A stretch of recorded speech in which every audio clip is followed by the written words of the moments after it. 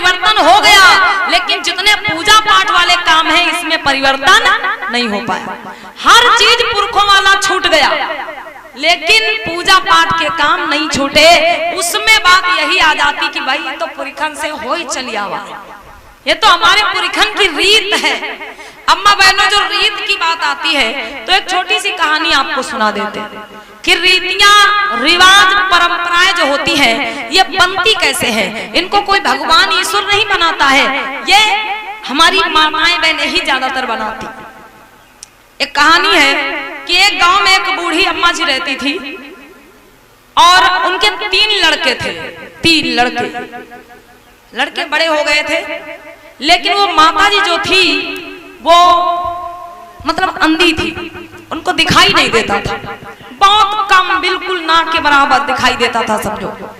लेकिन बहुत गरीब थी, घर मकान बना नहीं था, एक छप्पर रखा हुआ था, बस उसी में गुजारा होता था। माताओं बहनों, कहानी पे ध्यान देना आप लोग, जो रिश्तेदार आ रहे हैं बाद में मिल लेना उनसे, सुनिएगा। तो माता जी क्या करती भाई, जब रोटी बनाती थी माताओं बहनों, और रोटी बना करके वो एक तरफ रखती थी कि कुत्ता आकर के रोटी उठा ले जाता था। अब बेचारी बहुत परेशान, एक तो उनको दिखता नहीं, बिल्कुल कम दिखाई देता है, और जैसे तैसे वो रोटी बनाती है, बना के एक तरफ रखती कि कुत्ता आया रोटी उठा ले गया। अब वो माता जी बहुत परेशान, करे तो क्या करें भाई। तो उन्होंने एक उपाय सोचा माताओं बहनों, और कैसा उपाय सोचा उन्होंने कि एक इतनी बड़ी मतलब 2-3 हाथ की लकड़ी काट के रख लिया, पतली सी, और वो लकड़ी वो क्या करती, जब भी वो रोटी बनाती तो अपने पैर के नीचे वो लकड़ी दबा लेती, और जितनी वो रोटियां बनाती थी वो थाली में या टोकरी में नहीं रखती थी, वो रोटी बना बना के उसी लकड़ी में लगाती चली जाती थी। इसलिए कि जैसे वो रोटी जो बनाती वो लकड़ी में छेद देती थी, लकड़ी में लगा देती थी, और लकड़ी जो थी वो पैर के नीचे दबी होती थी।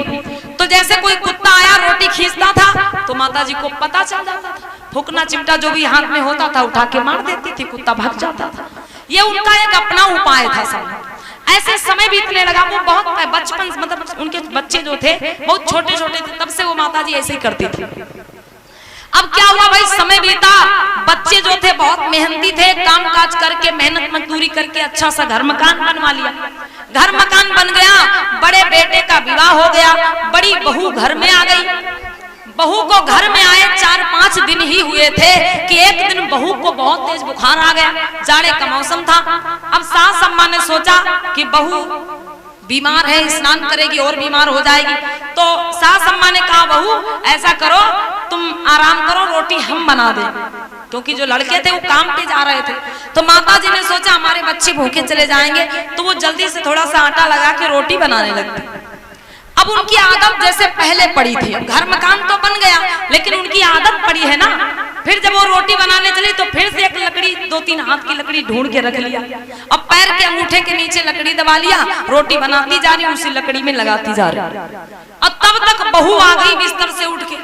बहू ने कहा देखा कि हमारी सास अम्मा जो रोटी बना रही है, ये रोटी बना बना के थाली में टोकरी में नहीं रख रही हैं, ये तो रोटी बना बना के लकड़ी में छेद रही हैं, लकड़ी में लगा रही हैं।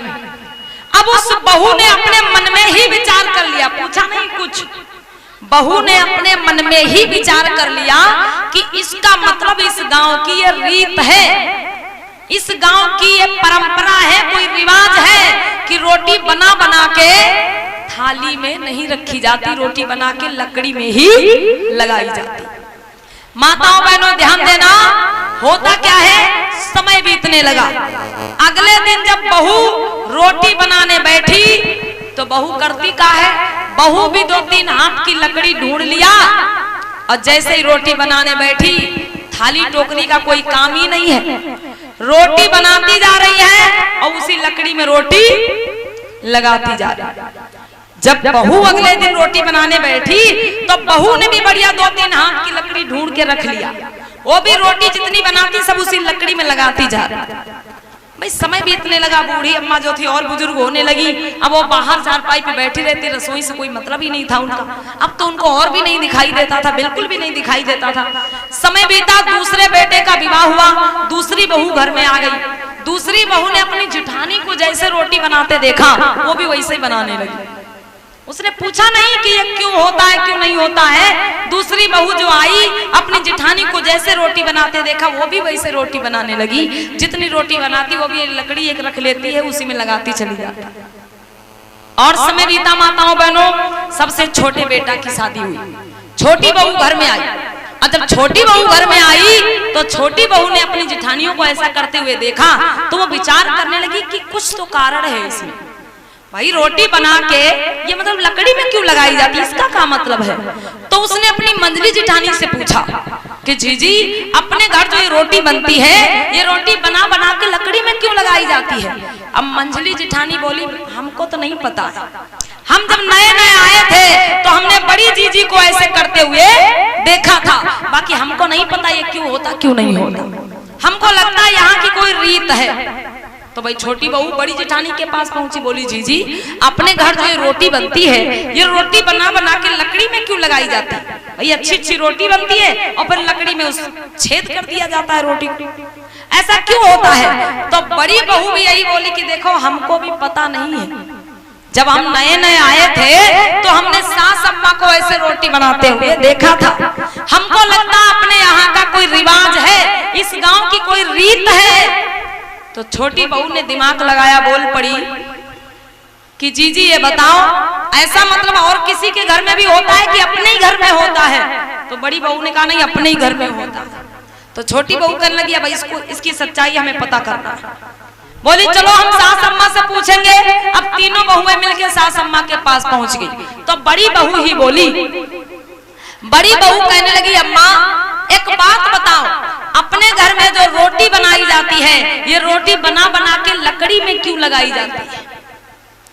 अब भाई सास अम्मा को अपनी पुरानी बात याद आ गई। सास अम्मा ने विचार किया कि रोटी बना बना के तो लकड़ी में हम लगाते थे और हमने अपनी बहुओं को बताया भी नहीं, ये बहुएं हमारी सीख कहां से गई आखिर। अब भाई तो सास अम्मा ने पूछा कि बहू ये तुमको किसने बताया। तो बड़ी बहू बोली अम्मा जब हम नए नए आए थे तो एक दिन हमने आपको देखा था ऐसे रोटी बनाते, इसलिए हम भी ऐसे रोटी बनाने लगे। ये मंजली आई ये भी वैसे रोटी बनाने लगी। अब एक छोटी आई है तो ये तर्क कर रही है कि ऐसा क्यों होता है। अब सास अम्मा को आएगी गुस्सा कि देखो ये बड़ी बहू ने हमसे पूछा नहीं और ये सबकी सब ऐसे करने लगी। तो सास अम्मा गुस्से में बोली बिटिया अरे तुमने हमको जब देखा था ऐसे रोटी बनाते हुए तो कम से कम एक बार पूछ तो लिया होता तो हम बताते कि सच्चाई क्या है। अरे बिटिया विचार करो, हम अंधे थे, हमको दिखाई नहीं देता था, जो भी रोटी बना के जैसे तैसे हम रखते थे और एक तरफ कुत्ता के रोटी उठा ले जाता था, घर मकान भी बना नहीं था, बड़ी परेशानी होती थी। इसलिए ये मेरा एक उपाय था कि ऐसे जब हम लकड़ी में रोटी लगाते थे और लकड़ी पैर के नीचे दबा लेते थे, कोई कुत्ता के रोटी खींचता था मुझे पता चल जाता था।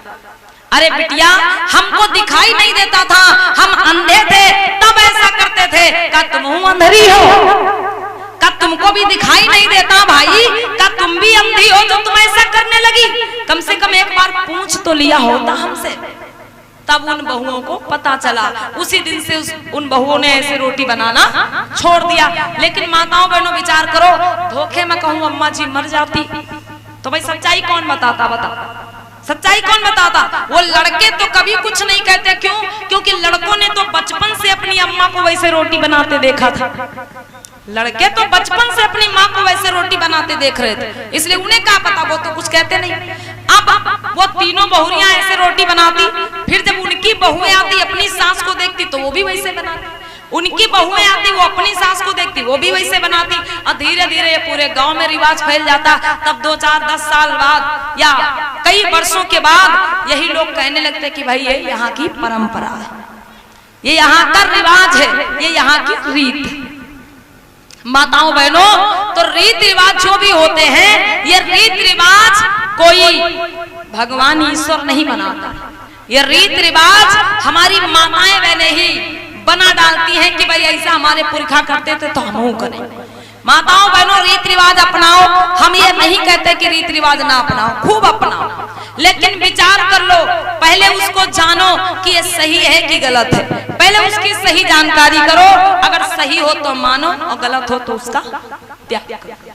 बोलिए भगवान बुद्ध की